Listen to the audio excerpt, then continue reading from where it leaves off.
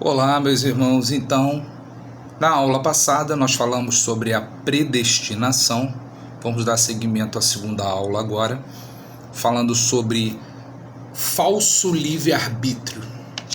Foi o que eu coloquei em parte da aula passada sobre a predestinação, de que uns foram escolhidos para a salvação, outros não serão escolhidos para a salvação. E que o livre-arbítrio para a salvação não existe. Existe o livre-arbítrio, a vontade, para você escolher algo, não para a salvação. No livro de João fala sobre isso, que não foste vós que escolhestes a mim, fui eu que escolhi a você, e vos designei para que dê fruto. Ninguém pode vir a Jesus, como Jesus mesmo fala, ninguém pode vir a mim se pelo Pai não for enviado. Então o livre-arbítrio para a salvação não existe, e isso buga a cabeça dos legalistas, porque eles querem colocar na mão do homem o poder de escolha de servir a Deus ou não. É por isso que você vê que vai ter muitas pessoas que não aceitam esse estudo, não aceitam o que Deus está falando, não aceitam e não vão aceitar, e nunca vão confessar. A prova disso é o momento da cruz. Um ladrão reconhece e o outro ladrão não reconhece. Então ali está explícito o que acontece sobre que um foi criado para a perdição e o outro não. Ah, mas eu sei quem é. Não, nós temos que pregar o evangelho para toda a criatura, para todos, porque somente Jesus mesmo fala que quem tem ouvidos vai ouvir. Quem tem ouvidos vai ouvir. Agora, quem não tem ouvidos não vai ouvir. Não vai ouvir. Então, partindo para o segundo estudo com o tema de falso livre-arbítrio, espero que você esteja com a sua caneta e o seu papel, ou o seu lápis, enfim. Vamos dar leitura ao estudo. Dizer que o livre-arbítrio para escolher a Deus para a salvação é uma mentira inventada do inimigo para negar a soberania de Deus. Esta é expressa claramente na Bíblia Sagrada. Deus, ele é soberano. Ele nos escolheu antes da fundação do mundo, como está no livro de Efésios, capítulo 1, versículo 4 e 5. Assim como nos escolheu nele antes da fundação do mundo, para sermos santos e irrepreensíveis e perante ele, e em amor nos predestinou para ele, para a adoção de filhos, por meio de Jesus Cristo, segundo o beneplácito de sua vontade. Então, o livre-arbítrio é exatamente o oposto da soberania de Deus. A interpretação das Escrituras dizendo que a decisão para servir a Deus e, consequentemente, a salvação depende da decisão do homem,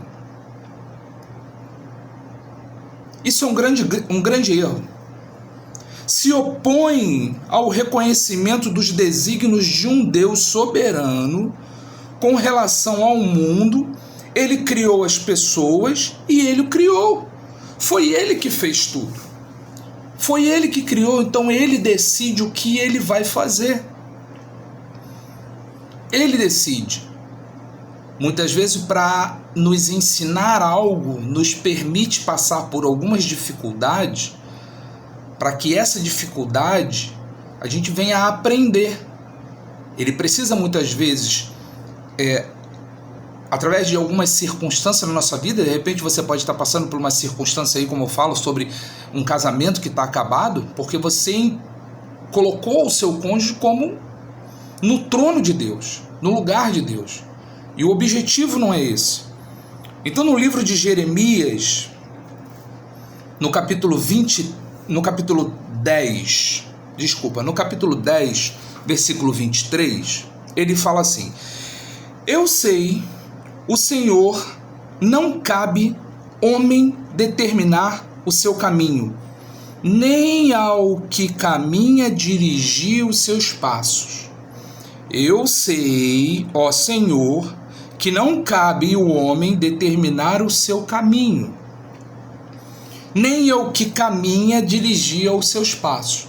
Você lembra que eu falo com vocês sobre sempre o que está escrito lá no livro de Filipenses, capítulo 2, versículo 13, que fala sobre ele te dá o querer e ele te dá o realizar? É porque ele tem sempre o melhor para mim e para você. Então, com o pecado de Adão, toda a humanidade morreu. Toda a humanidade morreu. Ficamos mergulhados em nossos pecados e delitos. Bom, se estávamos mortos nos nossos pecados e delitos, nas nossas iniquidades, nos nossos erros, como pode eu, Vitor, decidir escolher Ele como Senhor e Salvador da minha vida? Não tem como. Não tem como uma pessoa morta nos seus pecados e delitos, nos seus problemas, como a palavra diz, escolher um Deus soberano. Agora eu vou escolher a servir você. Não, por enquanto eu não escolho ser. Não, negativo.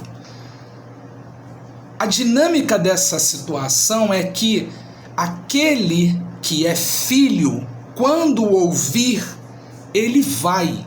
E aquele que não é filho, não vai. Então não tem como nós estávamos mortos, como a Bíblia diz. Como nós podemos decidir a servir a Deus? A amar e a buscar Ele. Olha o que diz no livro de Efésios, capítulo 2, versículo 1. Ele nos deu vida, estando vós, isso é, estando eu e você, mortos nos vossos pecados e delitos, ou nos nossos delitos e pecados. Então, enquanto Deus não inclina o nosso coração para Ele, nós continuamos cegos, incapazes de conhecer, totalmente destituído da glória dele. Estamos separados, não podemos experimentar absolutamente nada da glória dele. Não aceitamos nada relacionado a Deus, porque achamos tudo loucura. Então é o que acontece, você percebe? Muitas vezes a gente está falando, e olha que isso aí acontece até dentro da igreja, tá, meus irmãos? Pessoas que estão dentro da igreja, que não conseguem e não ouviram a voz de Deus. Porque muitos são chamados, mas poucos são os escolhidos. A palavra fala isso. A palavra dá aí o exemplo do joio e do trigo. Eles precisam estar juntos, eles crescem juntos. Você não tem como separar. Então isso mostra. Imagina eu, você, seres repletos de vingança, tendo o poder de saber quem é filho e quem não é filho. Ia ser uma maravilha, né? Ah, aquele ali não é filho, que se lasque ele. Aquele ali é filho, então eu vou investir. Não foi dado esse poder nem para mim nem para você. Não foi dado esse poder para mim nem para você. Então olha o que diz em Coríntios, capítulo 2, versículo 14. Ora, o homem natural não aceita as coisas do Espírito de Deus, porque eles são loucuras. Não pode entendê-las, porque só discerne espiritualmente. Lembra que eu falei com você que quando você começa a entender a graça de Deus, você começa a entender a predestinação, o seu chamado, o que desperta em você é o discernimento de espírito. É o que está falando. Ora, o homem natural, ele não aceita as coisas do espírito, porque para ele é loucura. Não pode entender, porque só vai discernir as coisas do espírito espiritualmente. Então é preciso que o soberano Deus, na sua misericórdia, pela sua graça, pelo seu beneplácito, pelo seu amor, pela sua vontade, toque no meu coração, no seu coração, e nos dê a chance da vida verdadeira, que nos é infundida pelo Espírito Santo. Aí, então, passamos a entender, a ouvir e a falar o nome de Jesus. Mas a iniciativa vai ser de Deus, chamando os filhos. Então você não vê na Bíblia que fala que ninguém vai se perder, nenhum dos filhos irão se perder? João capítulo 6, versículo 44 e o versículo 65. Ele diz assim: ninguém pode vir a mim se o Pai que me enviou não o trouxer. E eu o ressuscitarei no último dia. E prosseguiu: por causa disso é que vos tenho dito, ninguém poderá vir a mim se pelo Pai não for concedido. Então, você que confessou a Ele, então até uma forma certa de se falar, tá? Não é você que aceitou a Ele. Quando você diz que você aceita, você coloca o poder de decisão para você. Mas quando você confessa-o como Senhor e Salvador, você verbaliza, você confessa que Ele tem o poder. Então você confessou, porque você foi tocado. Você foi tocado. Então Jesus, de fato, é quem nos chama. Deus é quem nos chama. João, capítulo 5, versículo 21, ele diz assim: pois assim como o Pai ressuscita e vivifica os mortos, assim também o Filho vivifica aquele quem Ele quer. Então, portanto, a obra da salvação está fora da capacidade de escolha do ser humano. Não pode. Escuta o que eu falei. João, capítulo 5, versículo 21. Pois assim como o Pai ressuscita e vivifica os mortos, assim também o Filho vivifica aquele quem Ele quer.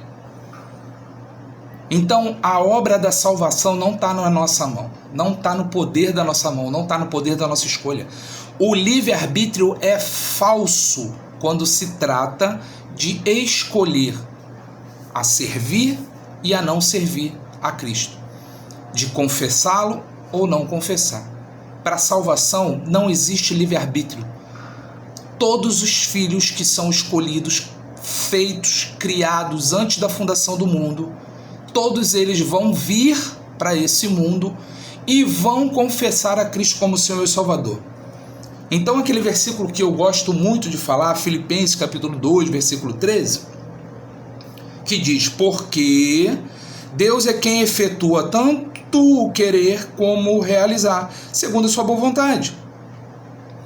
Tiago, o livro de Tiago, no capítulo 1, versículo 18, diz: pois, segundo o seu querer, Ele nos gerou pela palavra da verdade, para que fôssemos como que primícias da sua criatura.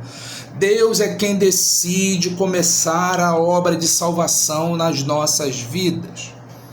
Mais uma vez, nós não temos o poder de escolha de confessar a Cristo como Senhor e Salvador.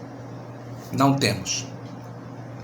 Filipenses capítulo 1, versículo 6 diz: estou plenamente certo de que aquele que começou a boa obra em vós há de completá-la até o dia de Jesus Cristo. No livro de 2 Tessalonicenses capítulo 2, versículo 13 e 14 diz: entretanto, devemos sempre dar graças a Deus por vós, irmãos amados pelo Senhor, porque Deus vos escolheu desde o princípio para a salvação. pela santificação do Espírito e pela fé na verdade, para que também vos chamou, mediante nosso Evangelho, para alcançardes a glória de nosso Senhor Jesus Cristo. O homem não pode escolher ser salvo.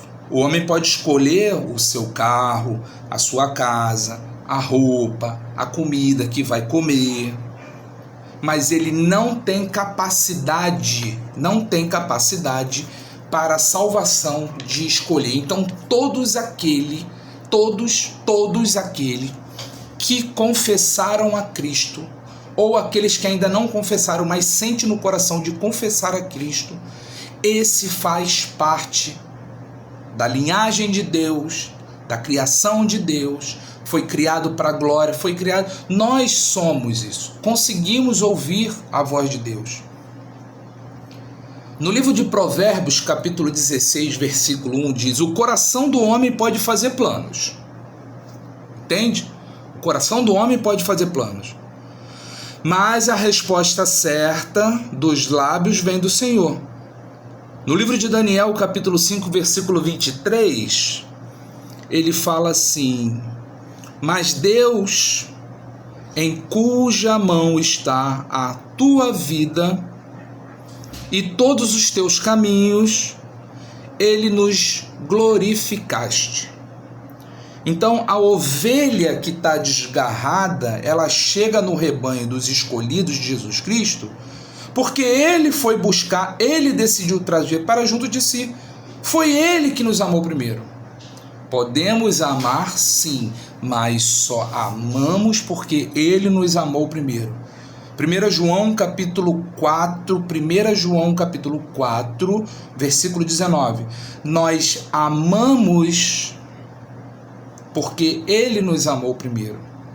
Ele nos ama eternamente, ele é fiel, ele não nos abandona, ele inclinou o nosso coração para amar ele e temer o seu nome. Nós estamos presos ao Senhor Jesus, ressuscitado pelos laços do seu amor, da sua misericórdia e da sua predestinação, porque fomos feitos isso. No livro de Romanos, podemos olhar mais uma vez, no capítulo 9, 16, que ele diz assim: assim, pois, não depende de quem quer ou de quem corre, mas de usar Deus a sua misericórdia. Então não dependeu de você, não dependeu de mim, não vai depender do outro, não vai depender nessa escolha, não existe essa escolha. Então, o falso livre-arbítrio para a salvação, o livre-arbítrio para a salvação é uma mentira. E isso vai dando uma autoridade para você. A predestinação mostrou aonde você estava e de onde você veio. O livre-arbítrio mostra que é uma mentira, que você não escolheu, que não existe isso, que ele escolheu você. Romanos capítulo 8, versículo 29 e 30, porquanto aos que de antemão conheceu, também os predestinou para sermos conforme a imagem do seu Filho, a fim de que ele seja o primogênito dentre muitos irmãos. E aos que predestinou, a este também chamou. E aos que chamou, a este também justificou. E aos que justificou, a este também glorificou. Somos salvos porque Jesus Cristo nos predestinou, morreu e ressuscitou por mim e por você. É assim que funciona. Não tem outro caminho. Não tem outro caminho. É assim que funciona. Não tem outro caminho. Não tem outro caminho. O livre-arbítrio para a salvação não existe. É uma mentira. É uma mentira. Não caia nisso. Não caia nisso. Não foi você que escolheu ele. Ele te escolheu. E quando você entende que ele te escolheu, você pode ter certeza que cai sobre a sua vida onde a palavra de Deus diz que você é mais do que vencedor, que você pode todas as coisas nele. Entende o que eu estou falando? É essa maturidade que eu venho trazendo para vocês. É essa maturidade que eu venho trazendo para vocês. No próximo estudo vamos falar sobre o justo e o ímpio, para que a gente possa começar a dar um corpo maior, uma autoridade maior para você na palavra de Deus. Um beijo no coração e até o próximo estudo. Em nome de Jesus.